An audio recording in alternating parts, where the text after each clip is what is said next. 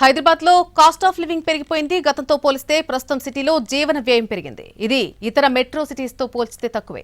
అయినప్పటికీ గతం కంటే ఎక్కువ. ఇంతకీ సిటీలో జీవన వ్యయం పెరగడానికి కారణాలేంటి? ఇండియాలోని ప్రధాన నగరాల్లో ఉండే వాళ్ల జీవన విధానాలు, జీవన ప్రమాణాలు మారుతున్నాయి. ముఖ్యంగా సిటీల్లో ఉండే జనాల జీవన విధానంలో అనేక మార్పులు వస్తున్నాయి. తాజాగా ఇంటర్నేషనల్ ఆర్గనైజేషన్ నంబియో ఇండియాలోని సిటీస్లో కాస్ట్ ఆఫ్ లివింగ్ పై అధ్యయనం చేసింది. ఇందులో మెట్రో సిటీల్లోని ప్రజల జీవన విధానం, ఖర్చులపై పలు అంశాలను వెల్లడించింది. దీనికి అమెరికాలోని ప్రఖ్యాత న్యూయార్క్ సిటీని ఉదాహరణగా తీసుకుంది. దాని ఆధారంగా ఇండియాలోని నగరాలను అంచనా వేసింది. న్యూయార్క్ ను ప్రామాణికంగా 100 పాయింట్లు అనుకుంటే వివిధ అంశాల్లో వాటిని కొలుస్తారు.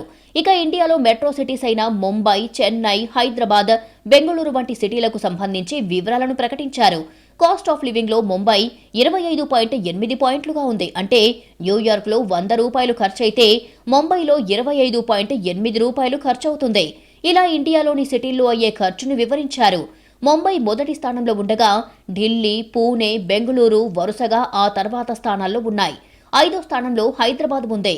హైదరాబాద్ సిటీలో కాస్ట్ ఆఫ్ ఇండెక్స్ 21.1గా ఉంది. చివరి స్థానంలో కోల్కతా ఉంది. ఇక వీటిని లెక్కించడానికి అనేక విషయాలను పరిశీలనకు తీసుకోగా రెంట్లు, ధరలు, జీవన విధానానికి రోజువారీ వస్తువుల ధరలను పరిగణనలోకి తీసుకున్నారు. అద్దెలను ప్రామాణికంగా తీసుకుని జీవన విధాన వ్యయాన్ని చెప్పారు. చెన్నై, ముంబై సిటీల్లో డబ్బుంటేనే ఉండాల్సిన పరిస్థితి. అక్కడ సాధారణ జనం ఉండాలంటే అనుకూల పరిస్థితులు లేవు. ముఖ్యంగా అద్దె ధరలు ఎక్కువగా ఉండటమే కారణం. అంతేకాదు లగ్జరీ వస్తువుల విషయంలోనూ ఇవే టాప్. ఇక హైదరాబాద్ విషయానికి వస్తే నివాసానికి అత్యంత అనుకూలమైన సిటీ. కాకపోతే గతంతో పోలిస్తే ప్రస్తుతం జీవన వ్యయం పెరిగింది. హైదరాబాద్ లో రెంట్ చెల్లించకుండా ఉండాలంటే ఒక వ్యక్తికి సాధారణంగా 12,000 నుంచి 50,000 వరకు ఖర్చవుతుంది. అయితే ఇది నివేదికలో చివరిన ఉన్న కోల్కతా కంటే తక్కువ. కాకపోతే లగ్జరీ విషయంలో హైదరాబాద్ లో కాస్ట్ ఎక్కువ.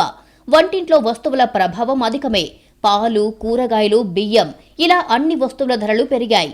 కాకపోతే సగటు వ్యక్తికి తనకు వచ్చే జీతం తక్కువ, అయ్యే వ్యయం ఎక్కువగా ఉండే అవకాశం ఉంది. ప్రస్తుతం పర్చేసింగ్ రేషియో పెరిగింది. దీనికి అనేక కారణాలు ఉన్నా మనీ రొటేషన్ అనేది పెరగడం కారణంగా చెబుతున్నారు. మొత్తంగా హైదరాబాద్లోనూ నివసించడానికి కావాల్సిన బడ్జెట్ పెరుగుతుంది అనేది అర్థమవుతుంది.